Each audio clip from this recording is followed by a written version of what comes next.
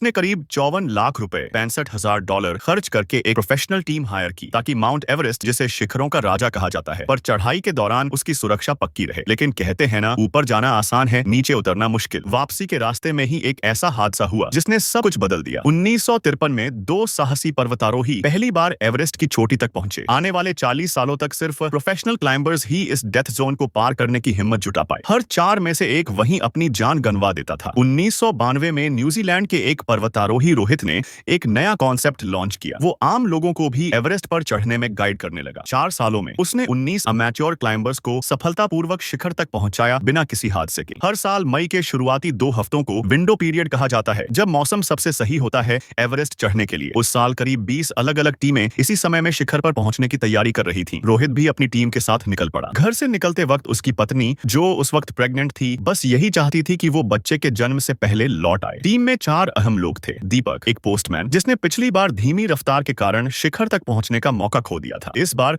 उसने अपनी सारी जमा पूंजी खर्च करके ये आखिरी कोशिश करने का फैसला किया। दूसरा सदस्य था एक पत्रकार, जिसे खास रिपोर्टिंग के बदले फ्री में जगह मिली थी। और चौथी सदस्य थी जापान से आई कनिका, जिसने दुनिया की 7 सबसे ऊंची चोटियों में से 6 को पहले ही फतह कर लिया था। बस एवरेस्ट बाकी था। रोहित हर क्लाइंबर से 54 लाख रुपए फीस लेता था, लेकिन साफ कह देता वो बस शिखर तक पहुंचाने की गारंटी दे सकता है, वापस लाने की नहीं। 40 दिन की तैयारी के बाद टीम एवरेस्ट के बेस कैंप की ओर निकल पड़ी। पहला पड़ाव था 2860 मीटर ऊंचाई पर स्थित लुकला। वहां से टीम ने पहाड़ों के बीच बनी खतरनाक संकरी पगडंडियों को पार करते हुए 3750 मीटर ऊंचाई वाले नामचे बाजार की तरफ रुक किया। फिर वे 3867 मीटर की ऊंचाई पर बने एक पुराने मठ में पहुंचे, जहां सबने सुरक्षित यात्रा के लिए प्रार्थना की। आखिरकार वे 5364 मीटर ऊंचाई पर स्थित एवरेस्ट बेस कैंप पहुंच गए। यहाँ उन्हें आने वाले 1 महीने में 3 एक्लाइमेटाइजेशन क्लाइम्स करनी थी, ताकि उनका शरीर पतली हवा और कम ऑक्सीजन में ढल सके। ये रास्ते बेहद खतरनाक थे। चारों तरफ चलती फिरती बर्फ की दीवारें, टॉवर जैसे विशाल बर्फ के टुकड़े और गहरी दरारें, जिनमें गिरना मौत के बराबर था। टीम को इन्हें पार करने के लिए पतली सी सीढ़ियों और रस्सियों पर भरोसा करना पड़ता था। कड़ी मेहनत के बाद टीम 5944 मीटर पर स्थित कैंप 1 और फिर 6492 मीटर वाले कैंप 2 तक पहुंची। डॉक्टर ने देखा कि दीपक की हालत बिगड़ रही है